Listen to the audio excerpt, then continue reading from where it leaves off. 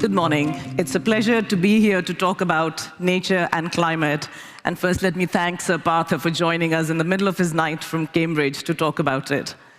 As I was walking in today, I was reading the New York Times, and one of the articles that is headlining the New York Times, apart from war and everything else, is the fact that the coral reef will have a global crisis in the next few weeks. The surprise is not that this is a headline. We all know that nature is in crisis. The surprise was that the article went on to actually put an economic value to the coral reefs, saying that $2.7 trillion annually are the ecosystem services that those coral reefs, from protecting our coastlines from storms, from being the house of fisheries, from protein for local communities.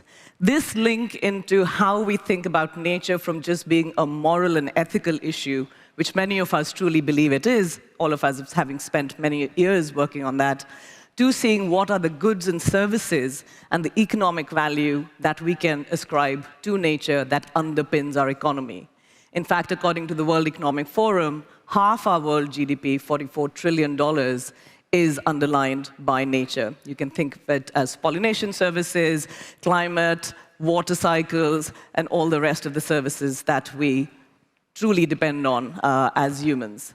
I am delighted to be able to talk to Sir Partha about this. He's the guru, having written the Dasgupta Review for the UK government, and is now going to talk to us about what he has found in that research piece. But I'd also like to take the opportunity to say that we need to very clearly, as Razan was saying, link the climate agenda to the nature agenda. 30% of climate solutions, both mitigation and adaptation, are nature-based, whether it's protecting our forests, our grasslands, our peatlands, our mangroves, especially in the Asian region. How do we get nature to the same level of interest, same level of investment, same level of market interference, or at least support that we have for carbon? Sir Partha, it's a real privilege to be talking to you. I won't go into all the amazing things that you have done, and it's in the bio, but I think I would just call out that the summary of what you've done is being named the Champion of the Earth by United Nations in 2023. Over the many years, you have been championing nature, but as we said, the economics of biodiversity, the Dasgupta Review of 2021, is a seminal piece of work that we will depend on. Let me turn to you, Sir Partha, and ask you to just give us some opening remarks on how you see the concept of nature positivity and how we can embrace it not only to benefit biodiversity, but also drive economic growth. Well, thank you very much. And it's a pleasure to be with you, although albeit from great distance, but in personal reasons, I couldn't make the journey to be with you. Well, I'm delighted to be here, but we are discussing a very somber issue. And I thought I'd respond to your opening remarks about climate and nature by reminding ourselves that Mother Nature offers us two categories of goods and services, which the Millennium Ecosystem Assessment established in the sense of codified. One is they're called provisional goods, and these consist of food, water, timber, fibers, pharmaceuticals, all the stuff, material stuff that Mother Nature produces, which we harvest or mine, as the case might be. And those are the objects of direct interest to us as the human economy. But over the years, I realized that, in fact, the more deeper service that Mother Nature offers us, which is behind everything else, the production of these provisioning goods takes place through a category of services, which Millennium Ecosystem Assessment called maintenance and regulating services.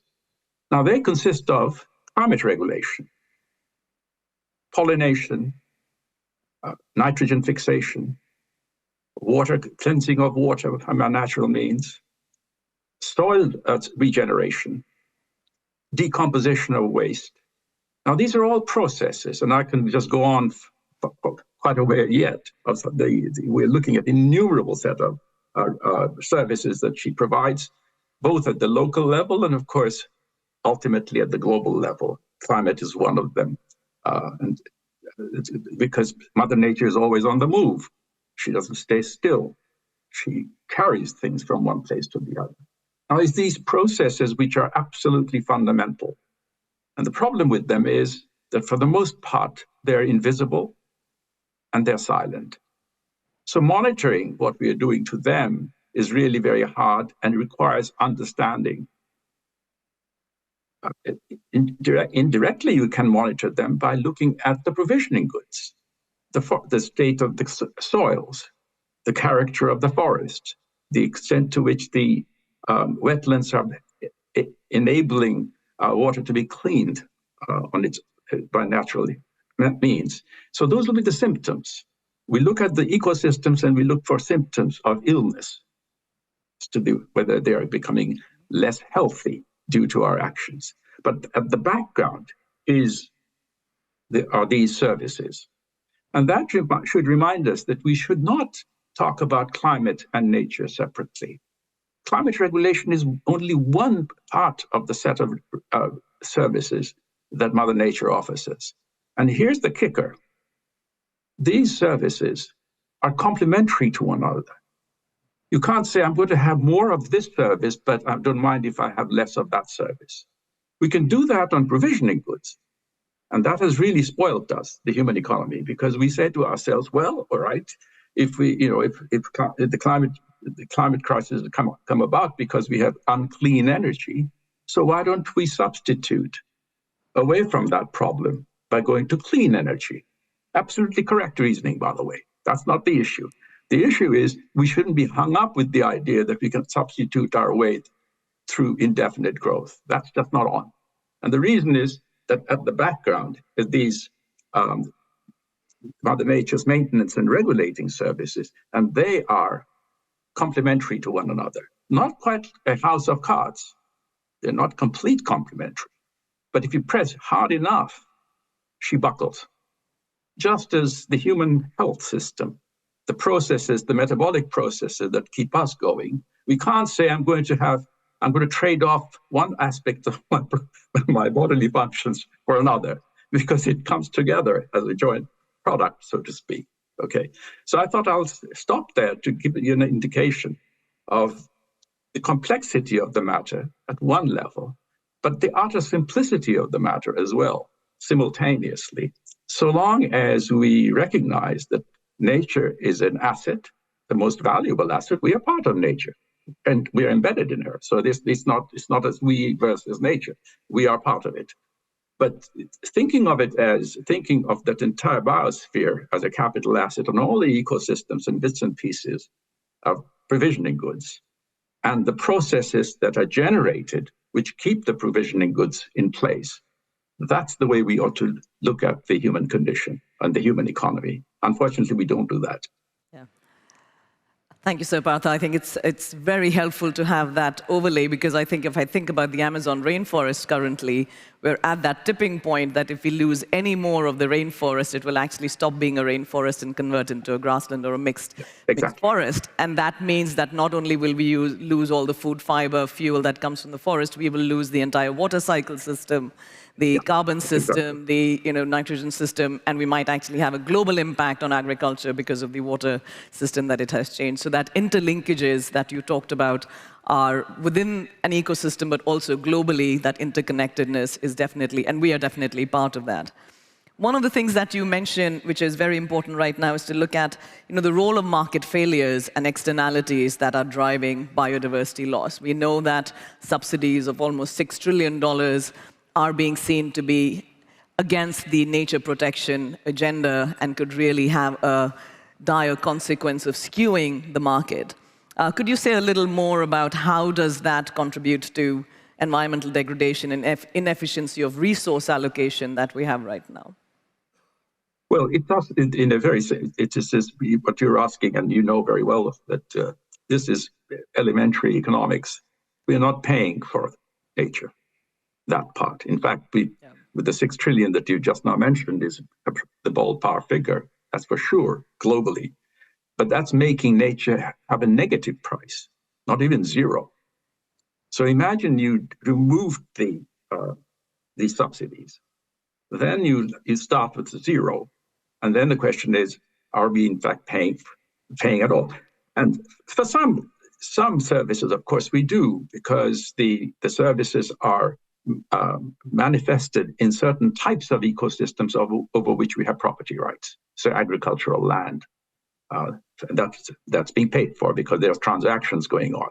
But the hidden ones that I was mentioning, that, for example, a wetland cleaning water naturally, and that's not being priced for the simple reason that that water flows away from one place to another, and the person who may even own the wetland doesn't have quite the property rights to be able to charge for that cleanliness.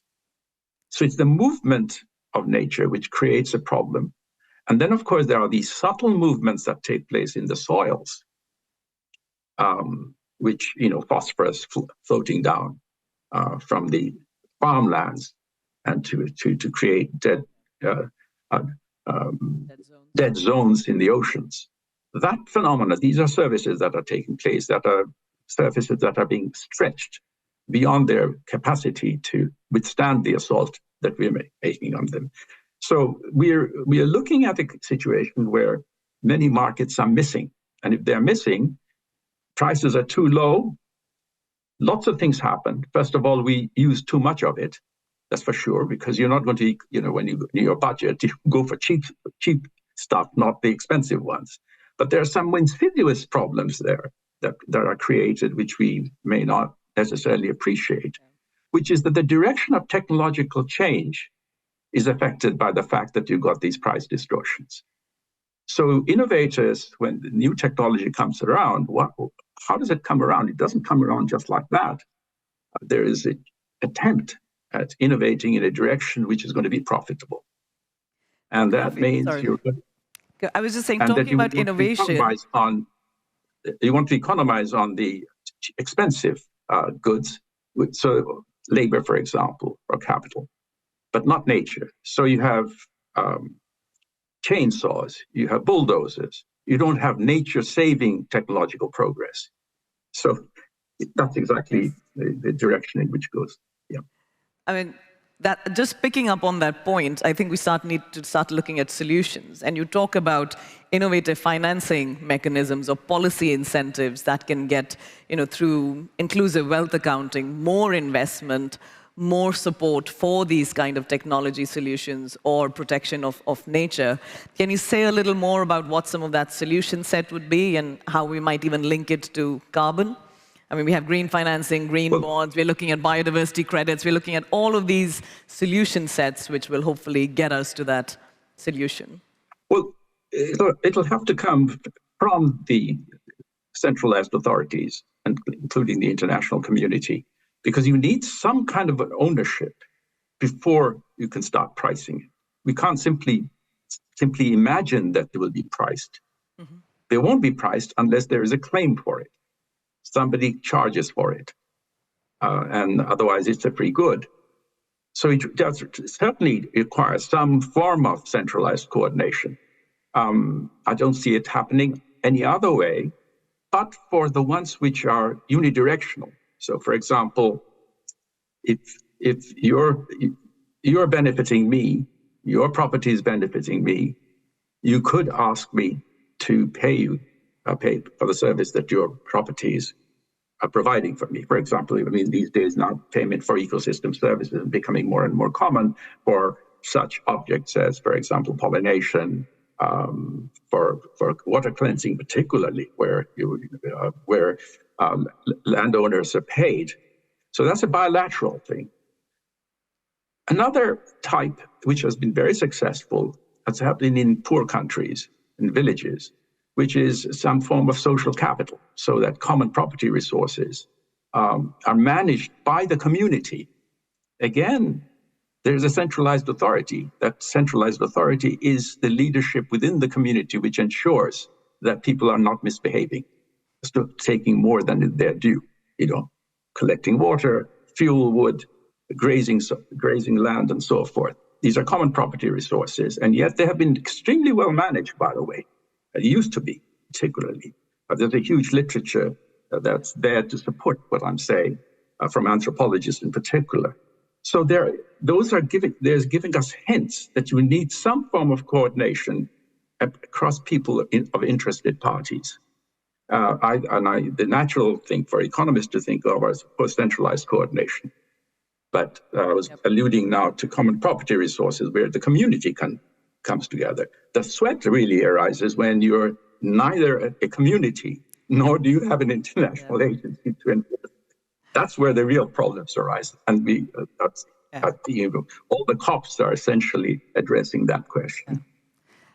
So we're stuck in this no man's land, almost, with not having enough indigenous people, local community engagement to manage these resources, and not having enough regulation and government intervention. Yeah. But we hope with the new Convention of Biological Diversity, the new 30 by 30 rule of protecting and restoring 30% of our ecosystems, the science-based targets, the new TNFD regulations, we are hopefully getting to a nature-positive agenda and getting investment behind it. Unfortunately, we are out of time. I have many questions that I could pose to you, but I'd give you the last word in terms of any message that you want to leave the room with. We have a full room of all our leading thinkers and actors in this space, and a whole day of discussion. So over to you, Sir Partha, for your last closing remark. I really don't have much to say in addition to what we already discussed. But the key thing is that we really are now at a really knife edge. Our critical problem is the excess demand that we are making on Mother Nature's services.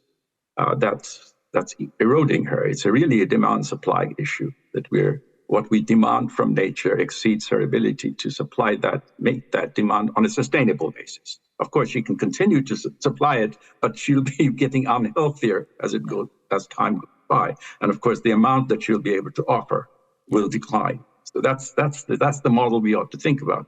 And at the moment, the excess is huge. We're looking at, I think, the best estimates that I've seen will be something like 1.7 to 1.8 ratio of demand to supply, which means that we are really looking at 1.7 Earths worth of material that we are actually taking.